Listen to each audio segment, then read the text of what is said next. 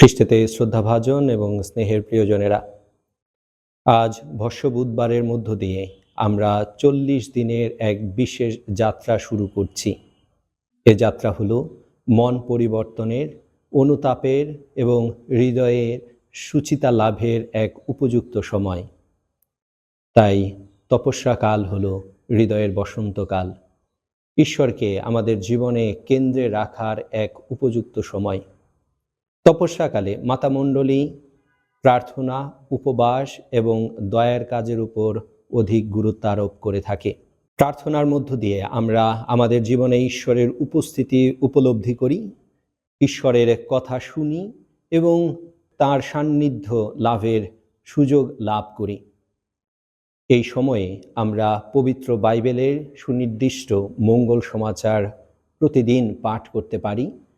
পারিবারিকভাবে আমরা প্রতিদিন এই 40টা দিন প্রার্থনার অনুশীলন করতে পারি, যেন বিশ্বাসে আমরা খ্রিস্টীয় পরিবার হিসেবে একসঙ্গে বৃদ্ধি লাভ করতে পারি।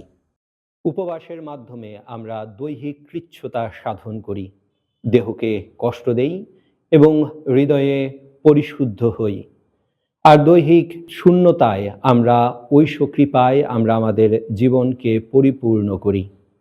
পোপ চতুর্দশ লিও এই তপস্যাকালীন বাণীতে তিনি খ্রিস্ট বিশ্বাসীদের আহ্বান জানান, আমরা যেন এই তপস্যাকালে আমাদের কথায় অন্যকে আঘাত দেওয়া থেকে উপোস থাকি, বরং আমরা যেন অন্যের কথা শুনি, পরিবারের সদস্যদের কথা শুনি, প্রতিবেশীদের কথা শুনি, নির্যাতিত মানুষের কথা শুনি, কষ্টে থাকা মানুষের কথা শুনি এবং আমরা যেন একসঙ্গে যাত্রা করি।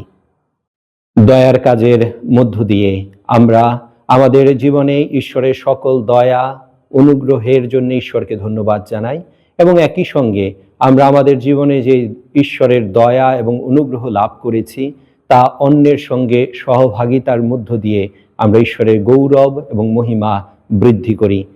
আমাদের জন্য ঈশ্বরের সবচেয়ে বড় অনুগ্রহ হলো আমাদের পরিত্রাণ। প্রায়শ্চিত্তকালে আমাদের ব্যক্তিগত ত্যাগ স্বীকার যেন অন্যকে কষ্ট না দেয়, অন্যকে যন্ত্রণা না দেয়, বরং আমাদের ব্যক্তিগত ত্যাগ স্বীকার যেন অন্যের জীবনে সান্ত্বনা বয়ে আনে, অন্যের জীবনে আনন্দ দেয়, অন্যের মুখে হাসি ফোটায়। আর এটাই হলো দয়ার কাজের সহভাগিতা অন্যের সাথে।